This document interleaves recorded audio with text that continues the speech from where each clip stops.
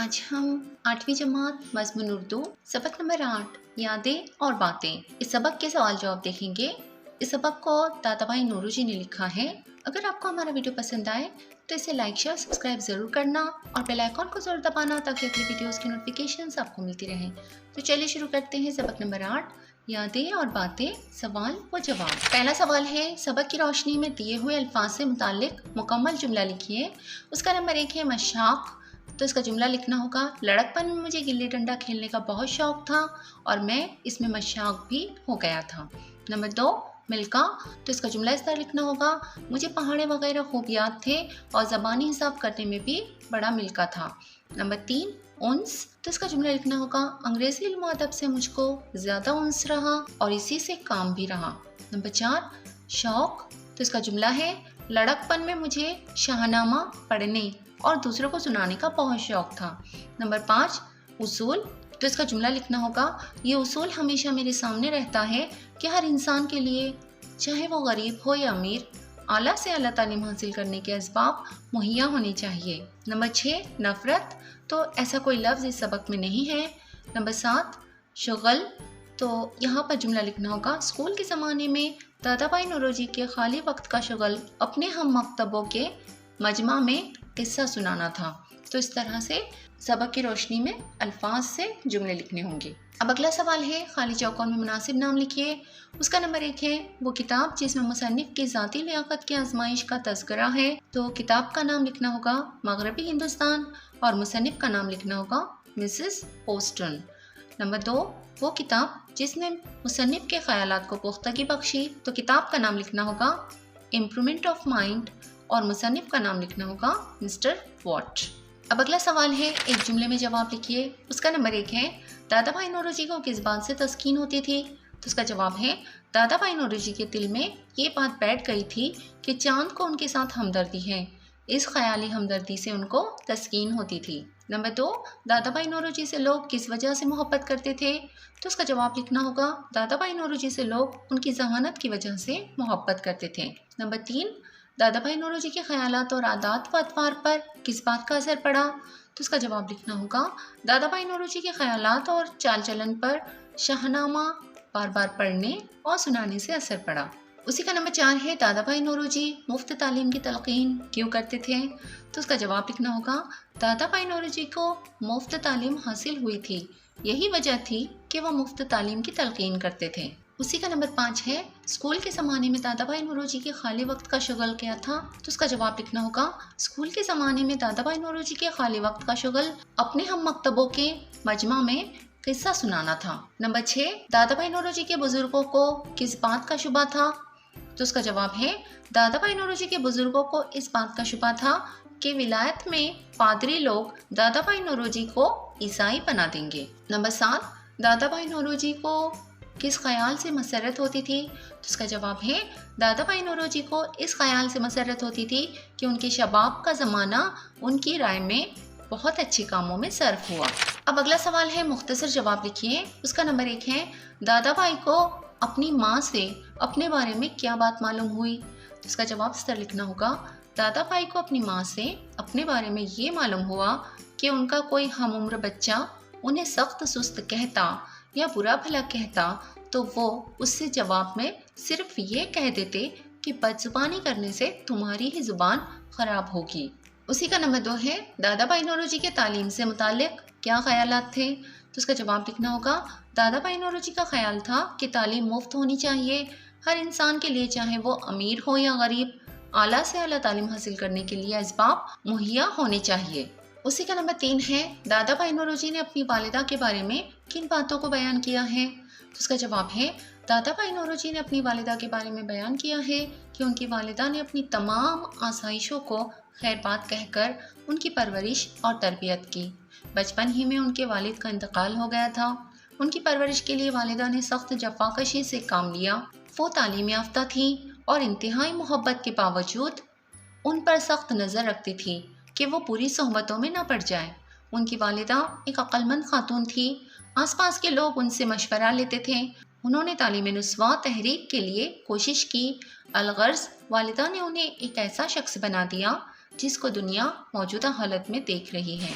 अब अगला सवाल है तफसीली जवाब लिखिए।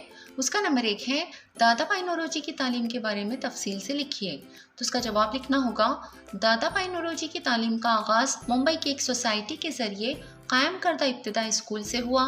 मुसन्निफ का कहना है कि अगर आज के ज़माने की तरह उस वक्त भी ज़्यादा फ़ीस ली जाती तो शायद मेरी वालिदा मुझे वहाँ ना भेज सकती। ये बात इस हकीकत की निशानदही करती है कि उनकी माशी हालत बहुत खस्ता थी। उन दिनों स्कूलों में पढ़ाई मुफ्त थी मगर कॉलेजों में फ़ीस की ज़रूरत पड़ती थी।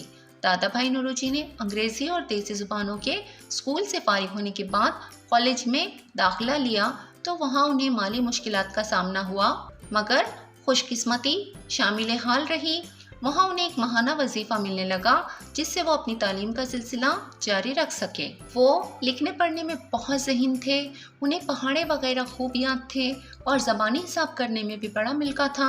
इसलिए स्कूल के मुआयने के लिए जब कोई आता तो उन्हें ही बतौर ख़ास पेश कर दिया जाता। लोग उनकी बातों को गौर से सुनते और तारीफ़ें करते। कुतुब बीनी का शौक़ दादा भाई नौरोजी को शुरू से था। उस वक्त में वो शाहनामा फिरदौसी और एक गुजराती ज़ुबान की किताब अक्सर पढ़ा करते थे। इन दोनों किताबों ने मुसन्निफ के अखलाक पर अच्छा असर डाला। उसी का नंबर 2 है ज़माना इनकलाब में मुंबई की बदलती हुई सोसाइटी के बारे में दादा भाई ने कौन सी बातें बताई हैं। तो इसका जवाब इस तरह लिखना होगा ज़माना इनकलाब में जबकि मुंबई की सोसाइटी बदल रही थी, चारों तरफ तालीम नुस्वा, औरतों की आज़ादी, सोशल कॉन्फ्रेंसों के इनेकाद का जोर था। तलबा और इल्मदोज़ अहबाब के लिए इल्मी और साइंटिफिक कुतुब खाने जारी करने की कोशिश में हर नौजवान मशगूल था। देही ज़ुबानों की तरक्की, कमसिनी की शादी की रस्म ख़त्म करने और बेवाओं की शादी को रिवाज देने की भी हर तालीम याफ्ता नौजवान को फ़िक्र थी। जवानों को बुज़ुर्गों की हिमायत भी हासिल थी। उसी का नंबर 3 है दादा भाई नौरोजी ने अपने अहद शबाब के बारे में कौन से वाक़े बयान किए हैं। तो उसका जवाब इस तरह लिखना होगा अपने अहद शबाब का जिक्र करते हुए दादा भाई नौरोजी लिखते हैं कि जब मैं कॉलेज के आला मरातब तय कर चुका तो सर अरसिकन पेरी ने, जो उन दिनों सर रिश्ते तालीम की कमेटी के सदर थे, तजवीज़ पेश की कि मुझे कानून की तालीम के लिए विलायत भेजा जाए। हालांकि दादा भाई नौरोजी से बहुत ज़्यादा खुश होने की वजह से इस तालीम का आधा खर्च भी वो बर्दाश्त करने को तैयार थे मगर बुज़ुर्गों ने इसे मुस्तरद कर दिया। उनको ये गलत फहमी हो गई थी कि विलायत के पादरी उन्हें ईसाई बना देंगे। हुसूल माश की बात चली तो एक और करम फरमा आगे बढ़े। बम्बई के सर रिश्ता तालीम के सेक्रेटरी साहब ने सेक्रेटरिएट में उनके लिए सिफारिश कर दी। वहाँ भी दादा भाई नौरोजी नहीं गए। मुसन्निफ लिखते हैं अच्छा हुआ नहीं गया वरना उम्र भर छोटी छोटी सरकारी मुलाजमतें झेलता रहता। अगला सवाल है दर्जे सील खाका मुकम्मल कीजिए। दादा भाई नौरोजी को मिलने वाले खिताबात। हम उम्रों की तरफ से और अहले मुल्क की तरफ से उन्हें कौन से खिताबात मिले थे वो हमें यहाँ लिखना होगा। तो हम उम्रों की तरफ से उन्हें प्रोफेसर दादा भाई ये खिताब मिला था और अहले मुल्क की तरफ से उन्हें पितामह का खिताब मिला था। तो इस तरह से इस खाके को मुकम्मल करना होगा। अब अगला सवाल है तालीम के साथ मेरे ख्यालात की पुख्तगी बढ़ती गई। मतन के हवाले से दादा भाई नौरोजी के एहसासात कलमबंद कीजिए। तो इसका जवाब इस तरह लिखना होगा मुसन्निफ ने तालीम की अहमियत को वाज़ेह करने के लिए अपने ज़ाती एहसासात का इंकशाफ किया है। बेशक तालीम इंसान को इंसान बना देती है।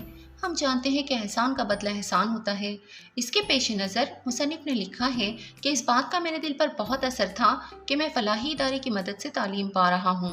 मैं अवाम के दस्ते करम से मुस्तफ़ैद हुआ हूँ, लिहाजा मुझको उनका यह एहसान भी न भूलना चाहिए। मेरे लिए लाजिम है कि मैं अपनी ज़िंदगी मुल्की खदमात के लिए वक्फ कर दूँ और ये बात हुसूल तालीम ही से मेरे दिल में घर कर गई। तालीम के साथ ही मेरे ख्यालात पुख्ता होते गए। अब अगला सवाल है दादा भाई नौरोजी की वालिदा के किरदार पर रोशनी डालिए। तो इसका जवाब इस तरह है दादा भाई नौरोजी की वालिदा का किरदार। दादा भाई नौरोजी के बचपन ही में उनके वालिद का इंतकाल हो गया था। वालिदा ने अपनी तमाम आसाइशों को खैरबाद कहकर दादा भाई नौरोजी की परवरिश और तरबियत की। उनकी परवरिश के लिए वालिदा ने सख्त जफाकशी से काम लिया। वो तालीम याफ्ता न थी मगर दादा भाई नौरोजी को पढ़ाने में कोई कसर उठा न रखी। वो अपने बेटे से हद दर्जा मोहब्बत करती थी मगर उन पर सख्त नज़र रखती थी कि वो कहीं किसी गलत सोहबत में न पड़ जाए।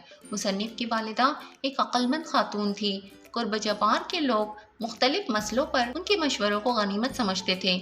उन्होंने तालीम नुस्वा की तहरीक को कामयाब बनाने के लिए मुसन्निफ का साथ भी दिया।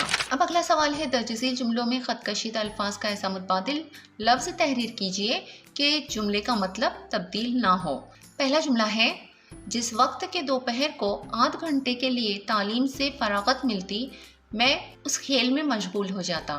तो फरागत की जगह हमें दूसरा लफ्ज़ लिखना होगा, तो वो लफ्ज़ है मोहलत। उसी का नंबर 2 है, स्कूल में मेरा खाली वक्त का शगल यही रहा था कि मैं अपने हम मकतबों के मजमे में इससे कहा करता था। तो यहाँ हमें शगल की जगह पर लिखना होगा काम। नंबर 3, कुतुब बीनी का शौक मुझे अवाइल उम्र से था। कुतुब बीनी की जगह हमें लिखना होगा किताब पढ़ने। और नंबर 4 है, तुमको इस हालत में ये उन्स अपनी कौम मिल्लत से ना पैदा होता। तो यहाँ पर हमें उन्स की जगह लिखना होगा लगाओ। तो इस तरह ये अल्फाज लिखने होंगे कि जुमले का मतलब भी तब्दील ना हो। अब अगला है बोलचाल। दर्जसील अल्फाज को अपने जुमलों में इस्तेमाल कीजिए। नंबर 1, मिलका होना। नंबर 2, आफरीन कहना। नंबर 3, तामुल करना। नंबर 4, यके बाद दिगरे। और नंबर 5, बागले झांकना। इन अल्फाज को अपने जुमलों में इस्तेमाल करना होगा। तो सबसे पहले हमें लिखना होगा मिलका होना। मेरे एक दोस्त को फील्डिंग करने में बड़ा मिलका है। नंबर 2, आफरीन कहना। तो इसका जुमला लिखना होगा, सरहद के सिपाहियों की कारगुजारी पर बेसाख्ता आफरीन कहने को जी चाहता है। नंबर 3, तामुल करना। यहाँ जुमला लिखना होगा, उस्ताद ने मुझे क्लास में गज़ल सुनाने को कहा तो कुछ तामुल किए बगैर मैंने गज़ल सुना दी। नंबर 4, यके बाद दीगरे। तो उसका जुमला इस तरह लिखना होगा, अच्छा खिलाड़ी आउट हुआ तो बकिया सब खिलाड़ी एक एक दो दो रन बनाकर यके बाद दीगरे आउट हो गए। और नंबर 5, बगले झांकना। तो उसका जुमला इस तरह लिखना होगा, मियाँ बड़े डींगे हाँकते थे, खेल के पहले ही मरहले पर बगले झांकने लगे। तो इस तरह से इन अल्फाज को अपने जुमलों में इस्तेमाल करना होगा। अब अगला है जोर कलम। यहाँ पर 3 सवाल दिए गए हैं। पहला सवाल है, मैंने किताब पढ़ी, इस उन्वान पर दर्जसील नुकात की मदद से मजमून तहरीर कीजिए। आपको खुद को एक किताब पढ़कर उस पर यह तहरीर लिखनी होगी, इसलिए मैंने इसका जवाब यहाँ पर नहीं लिखा। आप अपनी पसंद की कोई भी किताब पढ़ के उस किताब का नाम, मुसन्निफ का नाम, उसका मौजू और हासिल मुताला और पसंदीदगी की वजह आप लोगों को खुद लिखनी होंगी। दूसरा सवाल है, आपके शहर में तालीम को आम करने की कोशिशों से मुताल्लिक किसी तालीमी तकरीब की रुदात तहरीर कीजिए। तो ये आपके शहर के मुताल्लिक लिखना है, इसलिए इसका जवाब भी मैंने यहाँ नहीं लिखा है कि कोई एक तालीमी तकरीब तालीम को आम करने के लिए अगर हुई होंगी तो उससे मुताल्लिक आप लोगों को लिखना होगा।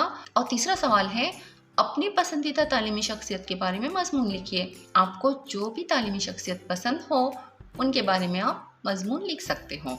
तो इसीलिए इन सवालात के जवाब मैंने नहीं लिखे, आप लोगों को खुद लिखने होंगे। अब अगला है रूबरू। इसका सवाल है, अपने शहर की मशहूर तालीमी शख्सियत से मुलाकात कीजिए और उनसे तालीम से मुताल्लिक गुफ्तगू कीजिए। अगर कोई तालीमी शख्सियत होगी आपके शहर में मशहूर, तो उनसे जाकर मुलाकात लेकर आप लोगों को गुफ्तगू करनी है। ये एक तरह से अमली काम है, इसका जवाब आप लोगों को लिखना नहीं है। अब अगला है तलाश व जुस्तजू, और इसका सवाल है, सबक से काफ़ी बयानिया के 5 जुमले तलाश करके लिखिए। इसका जवाब इस तरह लिखना होगा। पहला जुमला है, जहाँ कहीं मैं जाता था मुझे ख्याल होता था कि वो मेरे साथ रहता है।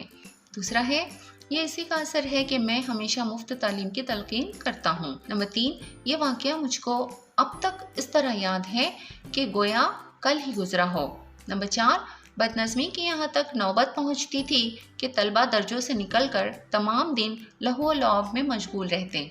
और नंबर 5, इस अमर का मेरे दिल पर बहुत असर था कि मैं फलाही इदारे की मदद से तालीम पा रहा हूँ। तो इस तरह से काफ़ी बयानिया जुमले हम लोगों को लिखने होंगे। अब अगला सवाल है, सबक से ज़ेर इज़ाफ़त के 5 अल्फाज लिखिए। तो इसका जवाब इस तरह है। ज़ेर इज़ाफ़त वाले अल्फाज हैं, नंबर 1, तक़सीम इनाम। नंबर 2, जेब ख़ास। नंबर 3, अवाइल उम्र। नंबर 4, दस्ते करम। और नंबर 5, हुसूल माश। तो इस तरह से आप लोगों को इन अल्फाज को लिखना होगा। तो उम्मीद है आप लोगों को इस सबक के तमाम सवालात के जवाब अच्छी तरह से समझ में आ गए होंगे।